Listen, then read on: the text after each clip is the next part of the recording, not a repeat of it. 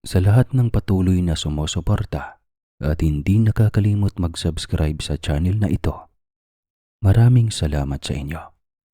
Naway pagpalain kayo palagi at sana'y ligtas kayo sa araw-araw. Yun lang po at magsimula na tayo.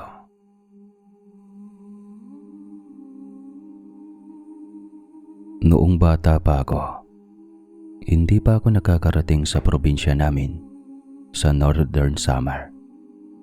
Kasi dito nagkakilala ang mga magulang ko sa Bulacan. Hindi rin namin naiisipang magbakasyon noon o umuwi doon dahil may kanya-kanya na kaming mga prioridad sa buhay. Dito sa lugar kung saan kami nakatira, kasama ang mga magulang ko, nagsimula ang buhay at trabaho namin. Halos lahat din kasi ng mga kamag-anak namin na nasa probinsya ay nasa iba't ibang lugar na rin dito sa Metro Manila. May nakatiri kaming bahay doon sa Samar, pero wala nang nakatira. Doon lumaki ang tatay ko kasama ang mga kapatid niya. Isa sa mga pangarap nilang magkakapatid ang makapagbakasyon at makauwi roon para maramdaman muli ang pagkaramdam noong mga bata pa sila, noong panahong buo pa ang pamilya. Wala pang mga obligasyon at sama-sama pa sila kasama ang mga magulang nila na ngayon ay pumanaw na. Matagal na nilang pinagplanuhan iyon. Ilang taon na rin ang lumipas.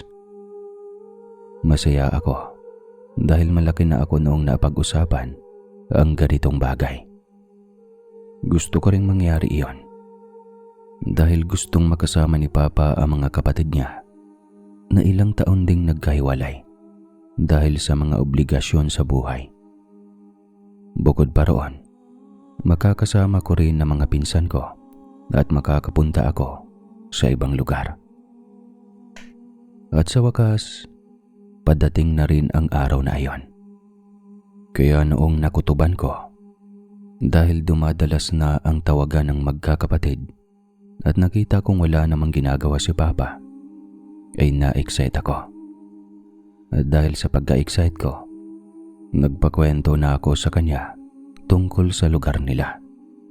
Alam ko kasing hindi siya aalis nang hindi kasama ang buong pamilya namin. Pa, kwento ka naman tungkol sa bahay ninyo.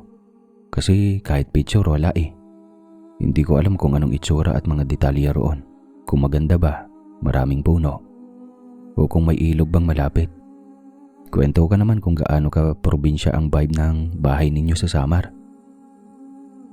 Nako, hindi probinsya. Katatakutan ka mo. Nakakatakot doon anak, sa totoo lang. Sadyang marami lang kaming magkakapatid, kaya nabuhay namin ang sigla ng bahay na iyon. At saka, bungangera ang nanay namin. Yung nabili kasing lupa ng tatay ko kung saan nakatirik ang bahay namin, malayo sa mga kapitbahay noon. Pagkaramdam ko ngayon, may mga nakatira na siguro malapit doon. Gawa naman iyon sa bato, kaya sigurado akong hindi pa sira. May mga kamag-anak din namang paminsan-minsang tumitingin doon. Pero yung itsura noon, sinasabi ko sa'yo, hindi mo gugustuhin lumabas ng gabi. Isipin mo pa noong mga panahon namin, gasera lang ang meron kami at wala kaming kuryente. Maganda nga yun pa. Mas magkakatuwaan kami ng mga kapatid ko at ng mga pinsan ko.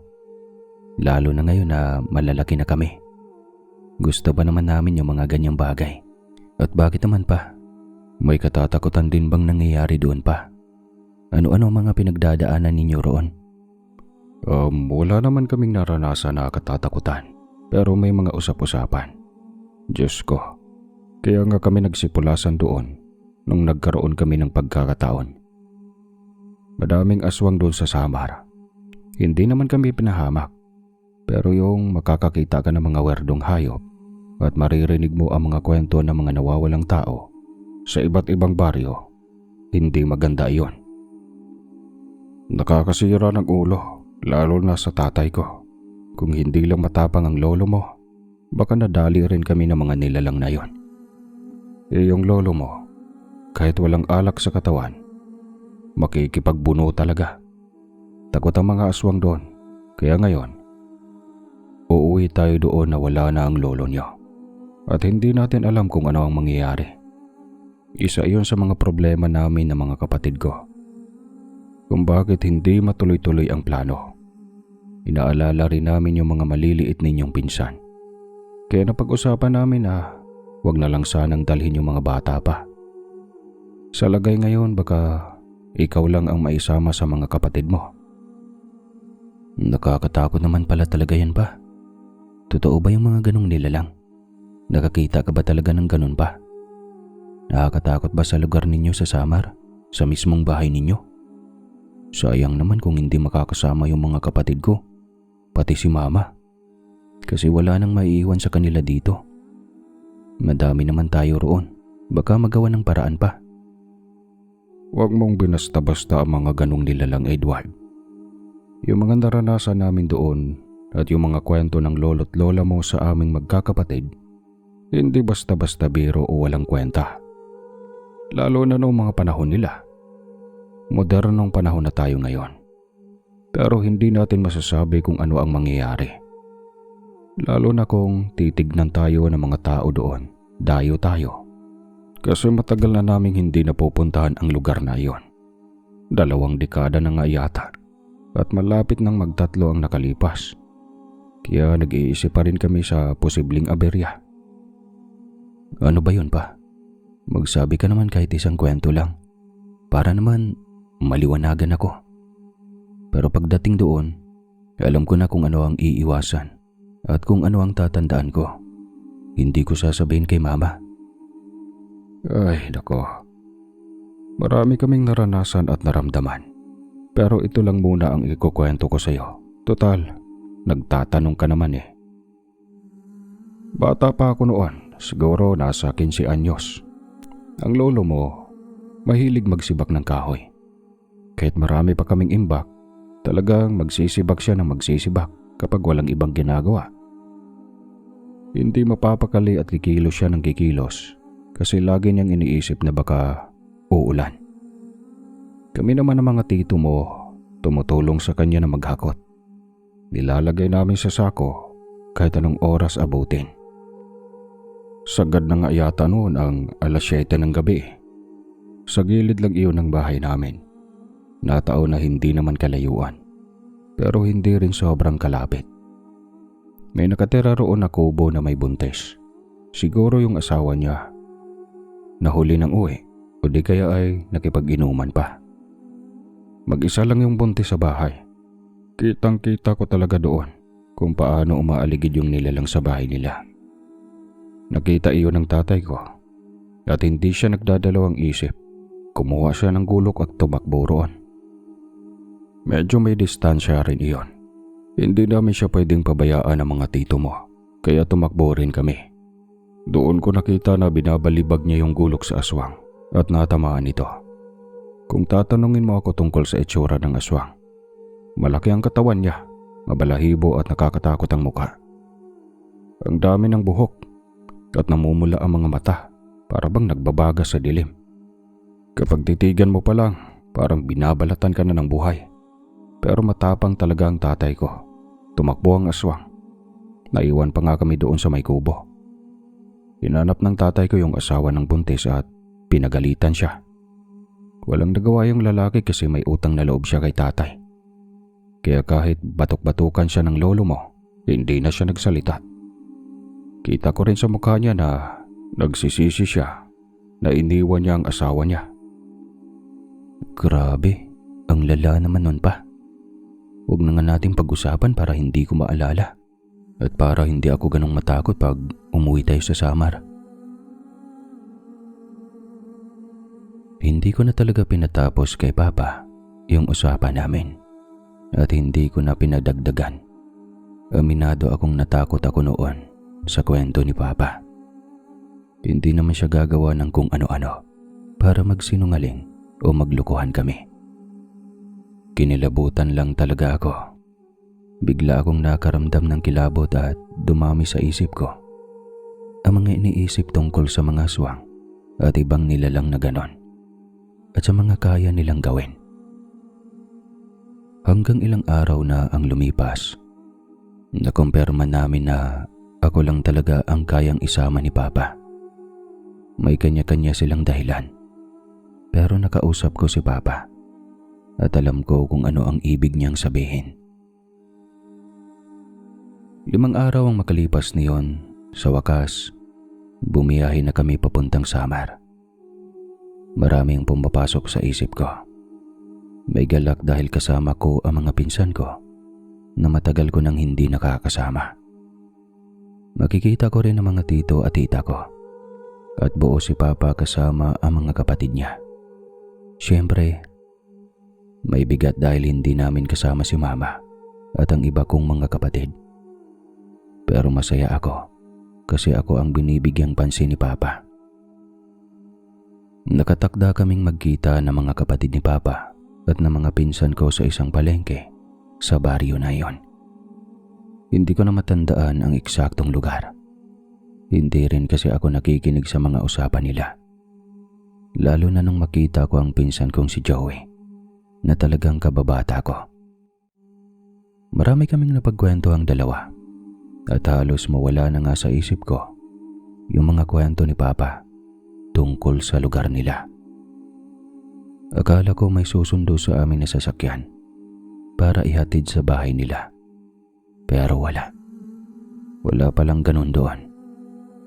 Sobrang liit ng daan, hindi kayang pasukin ng malaking sasakyan. Kaya tanging habal lamang ang naging gamit namin. Nang makita kong kumpleto na ang grupo, medyo marami na rin. Nakakakilala na rin ako noon sa iba kong mga pinsan. Sa tanda ko, 6 kaming magpipinsan. Tapos si Papa kasama ang 4 na mga kapatid niya. Bale, 11 kami. Walang asawa ng sino man ang sumama. Ward, tignan mo yung daan oh. Nakakatakot na ano. Sinabi ba sa'yo ng Papa mo na maganda dito? Lagpas na tayo sa mga kabahayan eh. Tapos malayo pa ata. Ang sakit na ng puwet ko kakaupo. Oo. Nabanggit ni Papa na komplikado yung daan. Pero hindi ko alam na ganito kalayo. Nakakatakot. Ang tataas na mga puno. Ano bang naisip nila nung bumili sila ng lupa? Sana naman may mga bahay pa sa susunod nating dadaanan. Paano tayo bibili dito? Tsaka, saan tayo gagala, di ba? Kaya nga eh. Pero sa palagay ko may mga bahay pa naman doon. Kasi may mga kamag-anak daw tayo na malapit sa bahay nila Papa. Yung mga tumitingin doon. Kaya wag na tayong mawala ng pag-asa. Sigurado akong magsasaya tayo doon. Obo, syempre naman. Huwag ka na magsalita. Ang sakit na din ng puwet ko eh. Isipin na lang natin. Mabilis na lang yung biyahe. Hirap na ako sa motor na ito. Ba't dalawa pa talaga tayong nagtabi kasi? Hanggang sa narating na nga namin ang sinasabing bahay. Hindi nga nagkakamali ang Papa ko. Nakakatakot nga. Lalo na may baging na yung mga puno. Halos gapangan na rin ng mga halaman yung pader. Nagtatawanan pa nga yung mga kapatid ni Papa noon. Marami-rami daw kaming lilinisin. Yung iba ko mga pinsan masaya pa. Pero ako, hindi ko maintindihan. Nakakaramdam talaga ako ng bigat sa paligid nun. Aminado akong nakaramdam ako ng takot. Lalo nang dumampi yung hangin sa balat ko. Pinagmasdan ko yung bahay. Ayos naman siya. Gawa siya sa bato. May mga ilang kubo o mga simpleng bahay na nakapaligid na. Pero hindi ganun kadami at malayo pa rin ang distansya nito. Pero maganda na yun na mayroong kapitbahay, di ba? Kesa sa kwento ni Papa noon na wala talaga. Habang pumasok sila sa loob para asikasuhin ang mga alikabok at kung ano-ano mang mga bagay na tumubo sa mga panahong walang umuuwi roon. Kami naman na magpipinsan ang naatasang magdamo at magtanggal ng kung ano-anong gumapang sa labas ng bahay. Matrabaho iyon dahil kailangan pa naming magsiga. Pero masaya naman kaming gawin iyon. Pumunta kami ni Joey sa bandang likod at doon kami kumilos. Napansin namin ang isang bahay na malapit lang. Hindi namin iyon agad nakita pagkarating namin kasi maliit lang at natatakpan ng bahay namin. Hanggang sa may lumabas na matandang lalaki. Uugod-ugod na. Tapos ay tumingin siya sa amin. Siguro nanibago lang siya dahil biglang nagkaroon ng mga tao sa bahay na iyon. Habang nagdadamo kami ni Joey, bigla niya kaming kinausap. Hoy kamo, kay ano gipan bubunkag ninyoan ang mga tanom dida? An iba dida, kinpananomhan akong asawa, hadton buhi pahiya. Hinuba kamo? Ginpalit ba ninyo iton mga balay? Kamo ba ang tag-iya hito? Magamping man kamo, ang mga bukad, ayaw ninyo pag-utdi. Wika ng matanda na hindi namin maintindihan masyado ang kanya mga salita. Pero base sa pagkaintindi ko, ay nagagalit siya dahil pinutol namin yung mga bulaklak at iba pang mga tanim doon. Anak po kami ng mga nakatira dito dati. Pasensya na po kayo, tay, kasi lupa po namin ito. Nautusan lang din po kami na maglinis. Ang dumi na nga po kasing tignan, puro halaman na.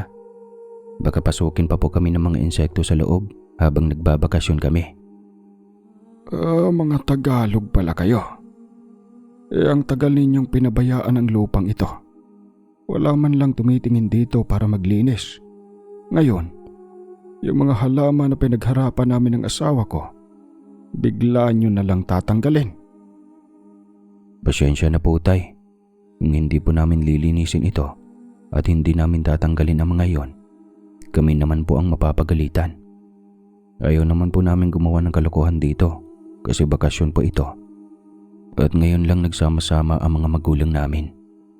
Kunin nyo na lang po yung mga pananim na gusto nyo pang iligtas. Dahan-dahan ka, iho. Marami ka pang dapat matutunan tungkol sa paggalang. Ano pa bang maililigtas ko? Inalis na ninyo ng mga kasama mo ang ibang mga pananim. Pati yung mga bulaklak na hindi pa namumukadkad. Ano ba naman yan? Ano pa ngayon ang magpapaalala sa akin sa asawa ko? Hindi namin alam kung anong isasagot sa sinabi niya. Kasi wala na rin kaming maipagtatanggol. Siguro nga nasaktan namin ang damdamin ng matanda. Kaya ang ginawa namin, tumalikod na lang kami at umalis. Di humingi ng pasyensya, hindi na namin naisip muli. Dahil kinakabahan kami at alam naming nakasakit kami. Lumipat kami ng pwesto at doon na lang nagdamo.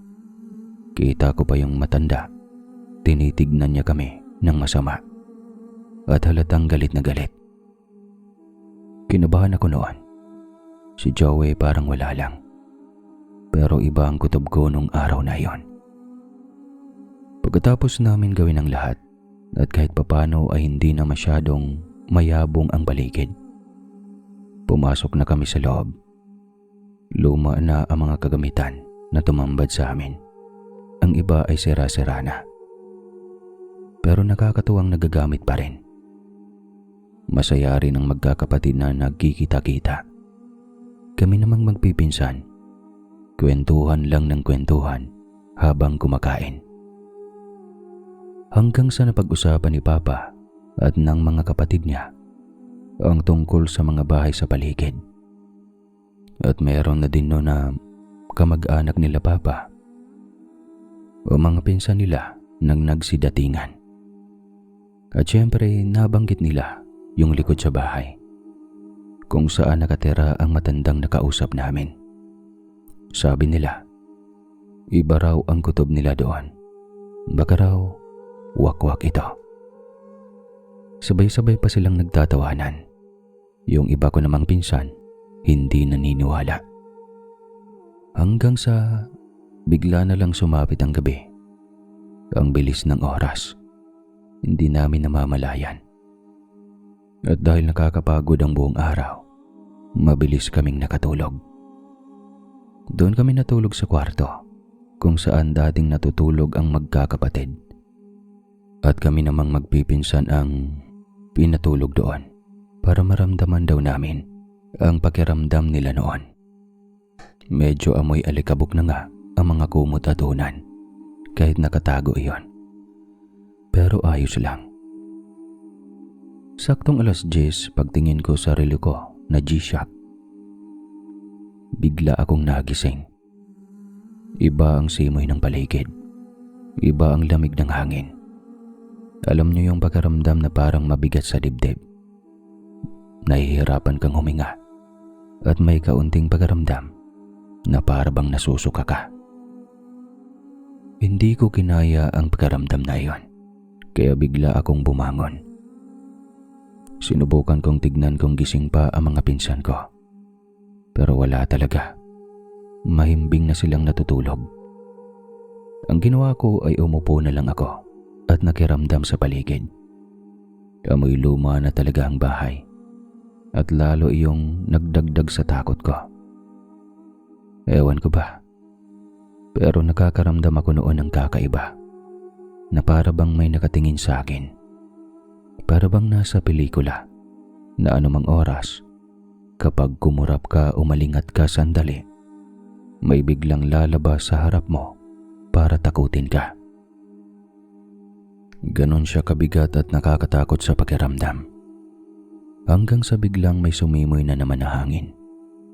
May kasamang tunog iyon. Sobrang lakas ng buga. Talagang kikilabutan ka. Nakakarinig ako ng mga salita na hindi ko maintindihan dahil iba ang dialekto sa lugar na iyon. Sa kutob ko, parang may taong nagsasalita na pinapalabas ako. Sa tono ng boses niya, pagkaramdam ko, nililin lang niya ako. Kaya ang ginawa ko noon ay kinurot-kurot ko talaga si Joey para magising ito. Mabuti na lang at agad siyang bumangon. Ano ba yun? Alam mo namang pagod tayong lahat. Nang iistorbo ka pa. Anong problema? Nandun ang CR. Kung hindi mo alam, huwag kang mangistorbo ng tulog, Edward. Pasensya na, Joey. Hindi ako makatulog. Langya. Parang may tumatawag yata sa akin sa labas. Baka kung anong nilalang yon. Pakinggan mo nga. Parang may nagsasalita sa pader. Ay nako. Tigilan mo nga yan. Anong nagsasalita? Wala namang nagsasalita. Walang bumubulong. Baka nag-iilusyon ka lang. Matulog ka na nga. Kala ko naman kung ano na. Hindi pa man nakakahiga si Joey pabalik sa higaan niya nang bigla kaming nakarinig ng pagtuktok sa pader. Parang paanyaya iyon. Parang may nagpapalabas sa amin. Tignan mo. Sabi ko sa iyo may tao sa labas. Hindi ako nag-iilusyon. Oh, sige Edward. Lumabas tayo. Tignan natin kung sino yung tao na yan. Malaki na tayo para matakot sa ganyan.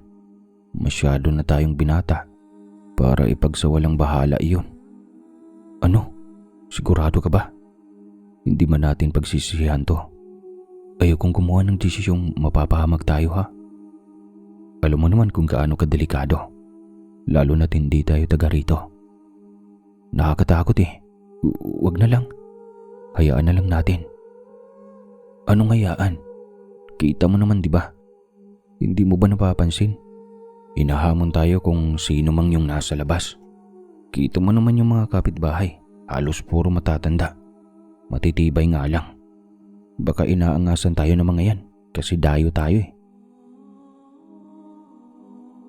Biglang tumayo si Joey noon at hindi ko na siya napigilan kaya sumunod na lang din ako. Lumabas kami ng kwarto at dumiretso sa labas ng bahay. Pumunta kami sa bahaging pinanggagalingan ng boses na naririnig namin. Wala kaming naabutang tao doon o nilalang. Pero naamoy kami. Sobrang baho at sobrang lansa. Hindi ko siya maihalin tulad sa kahit ano. Parang halo ng amoy ng junk shop, bituka ng isda, bulok na karne ng baboy, at ang malala, bugok na itlog. Hindi ko maipaliwanag, pero sobrang baho talaga. Talagang babaliktad ang sikmura mo at mahihilo ka. Napatingin-tingin si Joey sa paligid at ayaw pa rin niyang pumasok. Kahit pinilit ko na siya. Kaya ayon, wala akong nagawa. Hilong-hilo na ako noon at dumuduwal na nga.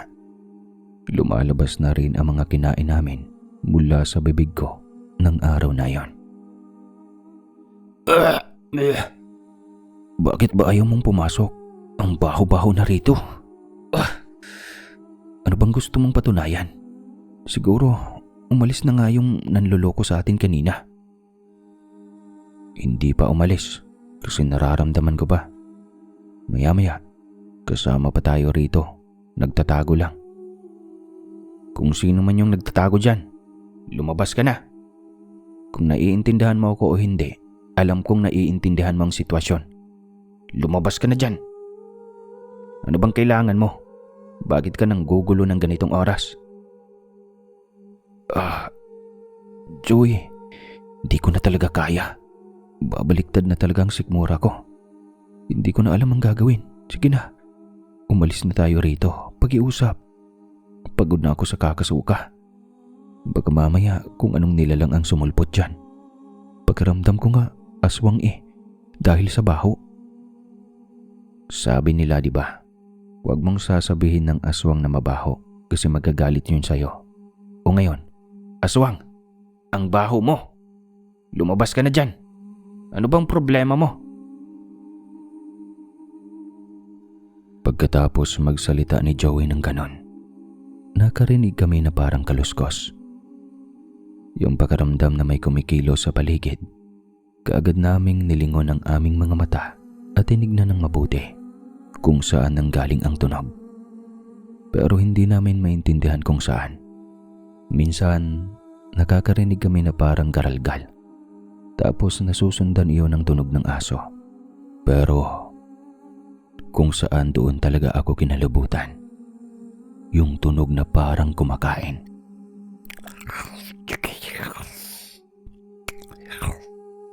Ganon siya. Hinawakan ko na noon ang balikat ni Joey kasi alam kong hindi na tama ang nangyayari. Hanggang sa nakarinig na kami ng mga naglalakad sa paligid. Oo, kasi alam namin na hindi lang isang tao o sa isang nilalang lang iyon ang gagaling. Kaya parang napako na lang kami sa kinatatayuan namin. Joey, hindi ko na kaya itong nangyayari. Hindi ako makagalaw. Ano ba yung nilalang na yon? Ano kaya ang gagawin nila sa atin? Ang hirap namang magdesisyon sa ganitong komplikadong sitwasyon. Pasok na lang tayo. Gumawa tayo ng paraan. Edward, paano tayo makakagalaw? Nasa alanganing posisyon tayo. Wala tayong ibang pagpipilian, kundi harapin kung ano mang nilalang iyon. Huwag ka nang matakot, para ka namang hindi lalaki. Andyan lang sila sa loob. Kaya nating sumigaw kung kailangan. Hindi pa naman nagpapakita kaya wala kang dapat na ikatakot. Talagang hihintayin mo na lang kung magpakita sa atin kung anong klaseng demonyo iyon. Hindi na, halika na. Gumawa na tayo ng paraan. Sumigaw na tayo. Subalit bago pa man kami nakakilos, bumulaga sa amin ang isang nilalang na hindi namin lubos maunawaan kung tao ba, hayop o kung anuman. Nakakatakot kasi sa sobrang kahindik-hindik ang itsura niya at halata sa mga mata niya na galit siya sa amin. Sobrang payat ng nilalang na yon. Sobrang haba ng mga kamay at dami ng buhok sa katawan at ang itim pa. Halos butot balat na ito. Ano mo'y hindi nakakain ng isang dekada. Nanlilisik ang mga mata niya at ang bunganga ay naglalaway. Kahit hindi mo direktang naaamoy, alam mong doon nagmumula ang mabahong amoy Walang patid yung pagtulo ng laway noon. At sa bawat pagtulo nito ay gaganon pa siya.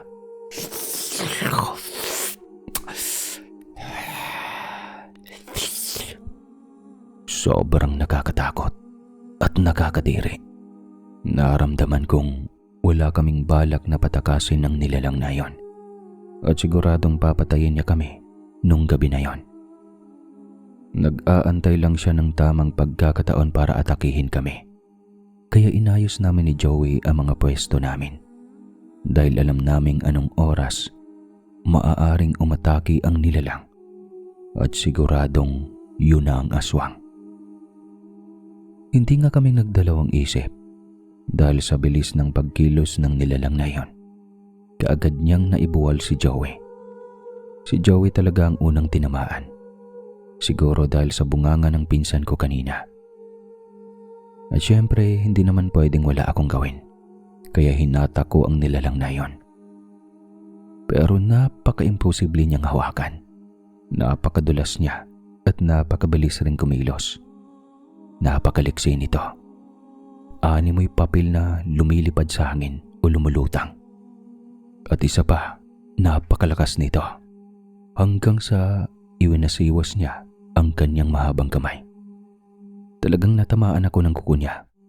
Pagkaramdam ko ay nasaksak ako ng tunay na kutsilyo. Mainit-init ang sugat ko. Hanggang sa nagwala ito. Wala nang hangganan ang ginawa ng nilalang. Kasi mas napupuruhan si Joey. Nakita kong sugatan na yung pinsan ko. Ayaw ko din naman siyang iwanan para kalabugin ko ang bahay bago anong mangyari kung umalis ako saglit. Kaya ang ginawa ko ay nagsimula na akong sumigaw. Halos umaalingaw-ngaw ang boses ko sa buong paligid. Pero hindi natitinag ang aswang noon. Talagang inatake niya si Joey. At ako naman, pilit siyang inaalis. Hanggang sa nawala na ako ng pag-asa at si Joey na ang hinila ako mismo kasi ayaw bumitaw ng nilalang sa kanya. Pinagtatadyakan ko yung aswang na yon nang walang humpay. Pero para bang ang lakas niya talaga at wala akong nagagawa. Sumisigaw pa rin ako habang ginagawa ko ang depensa kasi sobrang naghalo ang takot, kaba at bigat ng pakiramdam ko. Joey, lumaban ka! Hindi ko kaya itong mag-isa. Tulungan mo rin ang sarili mo. Ginagawa ko naman ang lahat eh. Hindi ko talaga kaya. Ang tagal nilang lumabas. Baka hindi pa nila tayo naririnig. Lumaban ka. Lumalaban ako, Edward, pero sobrang lakas niya talaga. Sobrang nipis niya. Hindi ko alam na ganito kabigat. Sige na. Tumakbo ka na sa loob. Tawagin mo na sila, Papa. Baka oras na kung sakaling hindi mangyari iyon. Tumakbo ka na. Hindi kita pwedeng iwanan. Baka mas lalo pang lumala kapag umalis ako dito. Bago pa man magkagulo ang desisyon naming magpinsan, narinig ko na ang boses ng tatay ko at ng mga tito ko. May kanya-kanya silang dala at gasera. Doon natigil ang nilalang. Umakto siyang tumakas pero hinabol na siya ng mga tito ko. Si Papa ang lumapit sa amin ni Joey. Hindi na kami nakapagpaliwanag. Basta na lang naming tinulungang tumayo ang sugatang si Joey. Malalim ang mga sugat niya at may dugo sa katawan. Ako naman, sobrang nahihilo. Sobrang hirap tanggapin para sa akin ang lahat ng nasaksihan ko. Pagkaramdam ko pa nun, kunting segundo na lang ay mawawala na ako ng malay. Ano bang nangyari dito, Edward? Ano bang ginawa nyo para atakihin kayo ng aswang? Tsaka anong oras na nasa labas pa rin kayo? Paano nyo ipapaliwanag to? Tignan mo yung sinapit ni Joey. Sabi ko sa'yo, hindi basta-basta ang mga nilalang na yon. Kine-question mo ba yung ganong bagay? Sigurado ako, yun yung nakatara sa likod na pinag-uusapan namin kanina. O anong napala nyo? May napatunayan ba kayo? Pa, ang kulit niya ni Joey eh. Sinabi kasi niya lumabas kami. Nagising kasi ako kanina. Tapos narinig kong parang may tumatawag sa akin. Tsaka paano niyo naman nasabi na yun yung matanda sa likod pa? ang lakas-lakas ng aswang na yun eh. Yung matanda na nandun, ugod-ugod na. Siyempre anak, ganito yon. Magkaiba ang estado ng aswang sa estado ng anyong tao niya. Malay mo, baka kaya pa tayong ubusin ng matanda na iyon kung hindi lang siya nasinda kanina. Sigurado akong siya yon kasi amoy pa lang ng bahay niya nung nag-ikot kami sa likod kanina. Ang sangsang na. Kumpirmado na yon. Huwag lang siyang magpapakita sa atin bukas. Kasi talagang pinerwisyo niya si Joey. Paano naman tayo mapaapalagay dito pa? Kung ang kapitbahay natin ay aswang, baka balik-balikan tayo niyan araw-araw. Baka maghanap pa siya ng mga kasama niya. Tapos kanina, hindi rin kami sigurado kung isa lang siya. Tsaka baka nahawa si Joey kasi nakalmot siya. Di ba ganun sa aso pa? Pwede ka magkarabis. Baka kailangan nating dalhin sa ospital si Joey. Hindi ko alam ang pinagsasabi ko, pero hindi pala yun ganon. Hindi naman aso ang nagkalmot sa pinsan mo, kundi aswang. Walang mangyayari kay Joey, pero baka lagnatin siya. At ang dapat mangamba ngayon ay yung aswang na gumawa niyan sa kanya. Pati sa'yo. Kahit hindi ka gaanong nasaktan, tignan mo, may dugo-dugo rin ang kamay mo. Kayo kasi pasaway masyado. Dapat hindi nyo na nilalabas ang mga ganyang bagay. Oh, saan kayo dinala ng tapang nyo ngayon? Pasensya na pa. Basta lumabas na lang ako dyan. Pag nakwento ko kay mama, baka isipan niya na ako ang may kasalanan kung bakit nangyari ito. Pasok na po tayo pa. Hintayin natin yung mga kapatid mo sa loob. Tulungan natin si tita na asikasuhin si Joey.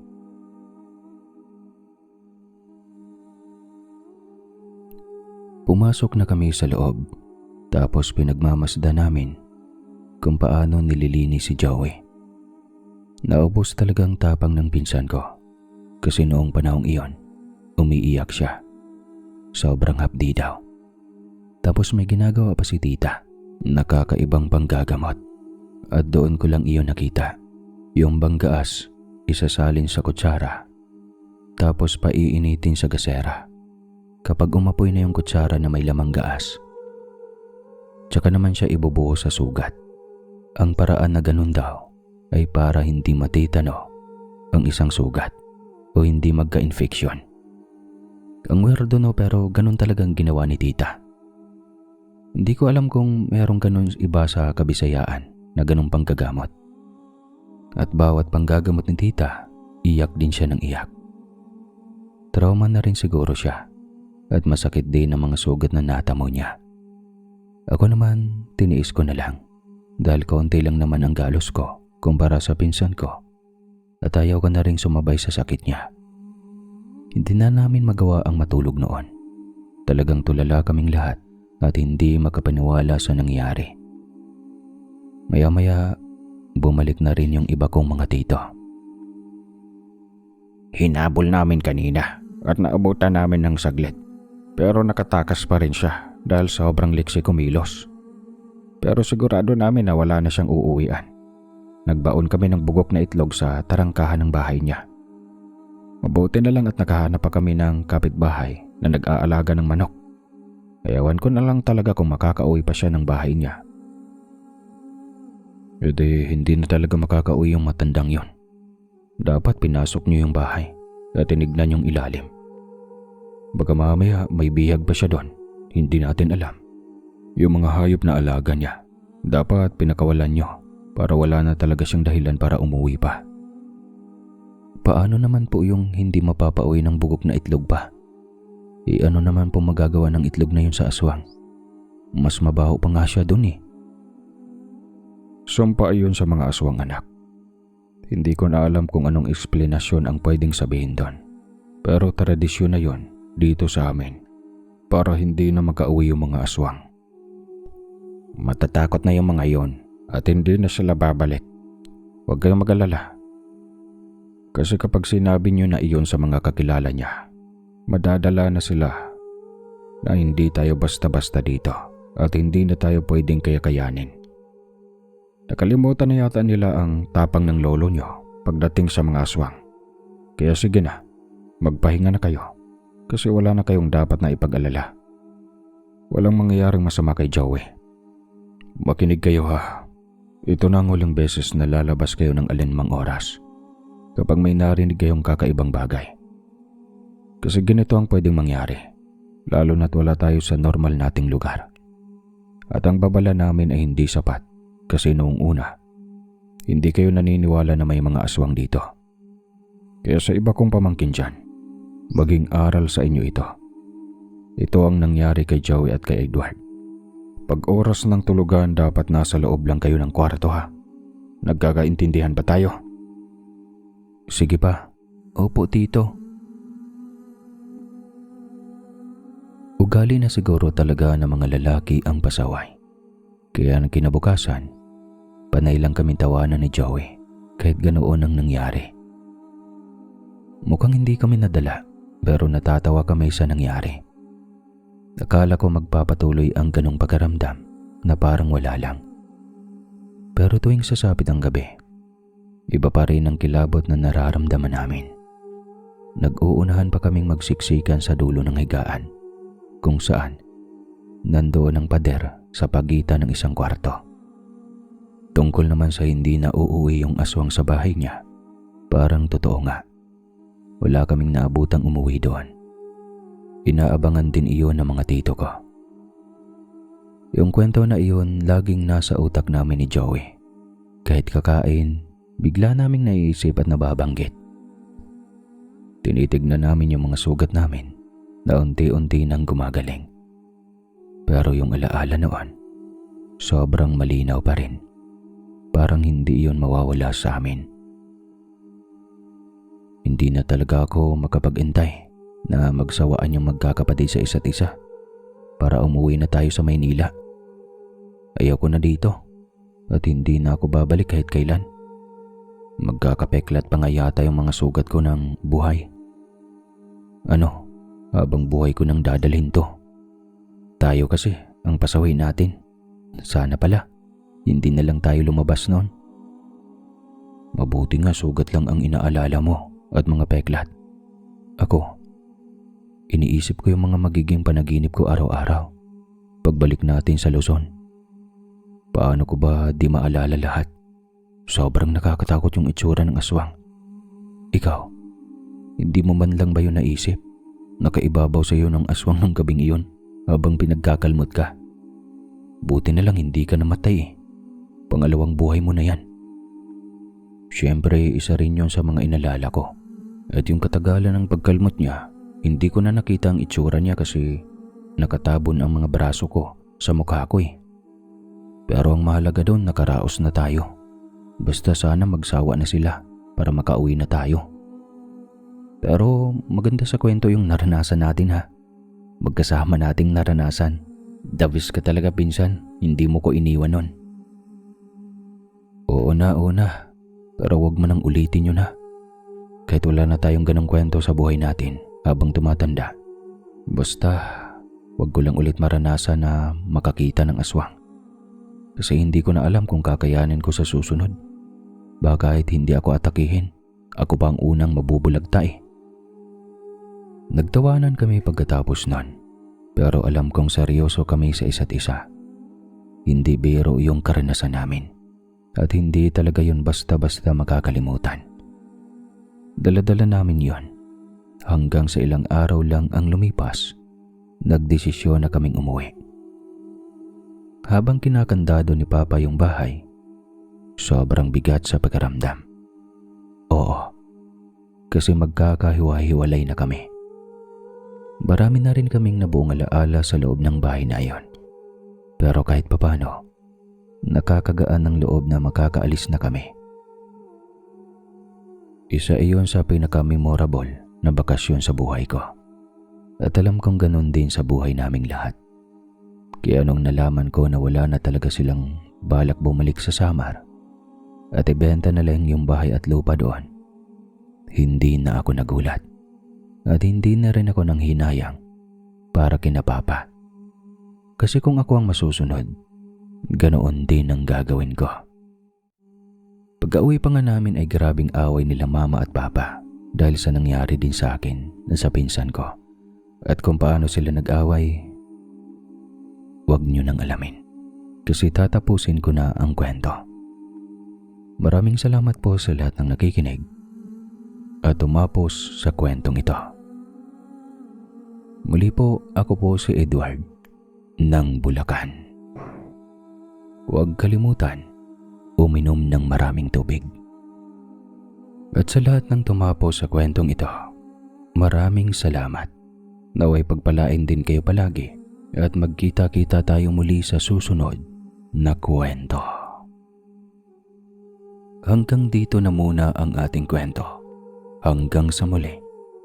At lagi niyong tatandaan, hindi lahat ng kwento ay kathang-isip lamang.